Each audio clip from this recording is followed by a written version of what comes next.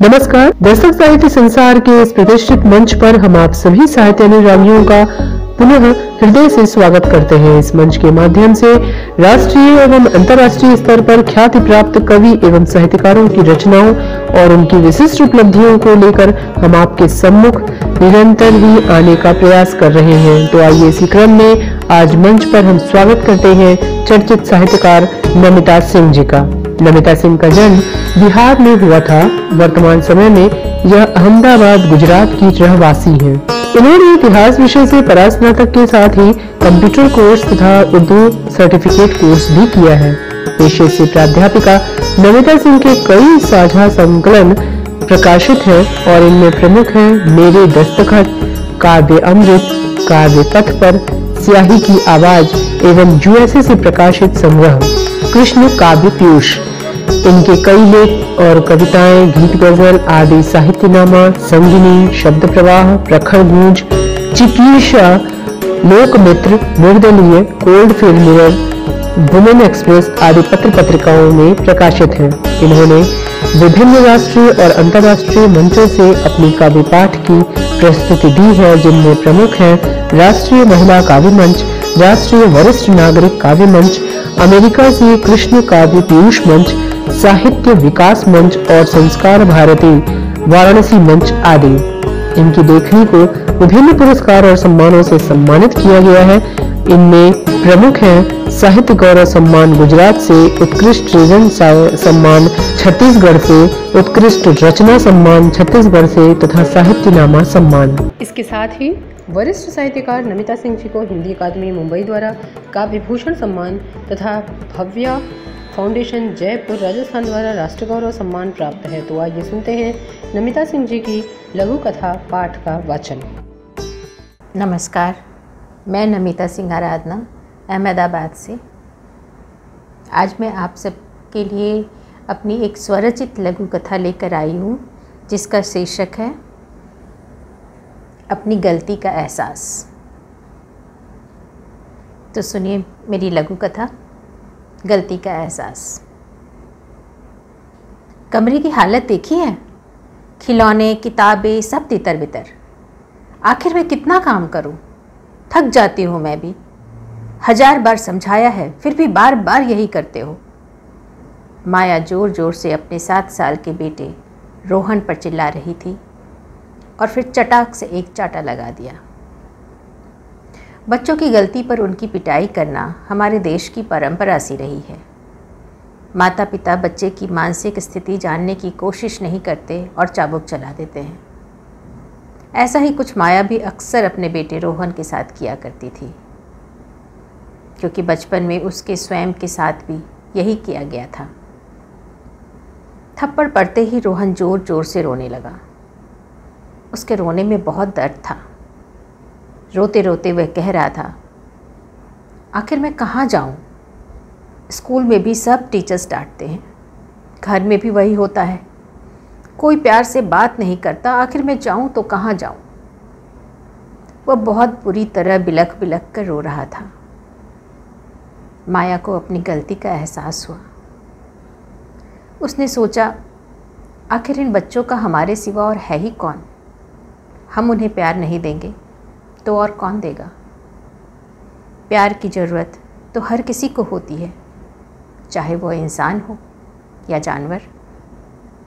उसने अपने बेटे को गले से लगा लिया और प्रण किया कि आगे से वह बेटे से बात करेगी, उसे प्यार से समझाएगी, पर कभी थप्पड़ नहीं लगाएगी। 7 साल का रोहन माँ के सीने से लगकर बहुत सुकून महसूस कर रहा था। तो दोस्तों बताएं कि मेरी लघु कथा आपको कैसी लगी। मेरी एक और स्वरचित लघु कथा जिसका शीर्षक है मजबूरी। तो आइए सुनते हैं मेरी लघु कथा मजबूरी। सरला कुछ घरों में बर्तन मांजकर अपना और अपनी दोनों बेटियों सोनी और पिंकी का पेट भरती थी। कुछ वर्ष पहले उसके पति का देहांत हो गया था, लेकिन 4 दिन पहले एक एक्सीडेंट में उसने भी अपना एक हाथ गंवा दिया। जो कुछ भी जमा पूंजी थी वह भी इलाज में खर्च हो गई। घर में खाने के लाले पड़े थे। मजबूरन उसने 11 साल की सोनी को उन घरों में काम करने के लिए भेजा जहां वह पहले से काम करती थी। लेकिन सभी ने एक स्वर में कहा, बाल श्रम तो अपराध है, वे उस जैसी छोटी लड़की से काम नहीं कराएंगे। और 11 साल की सोनी को वापस भेज दिया।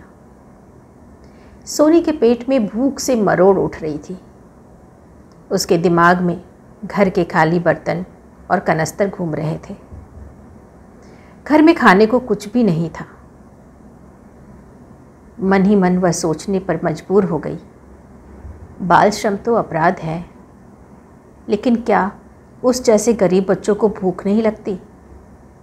उनके खाने पीने के लिए सरकार ने क्या इंतजाम किए हैं?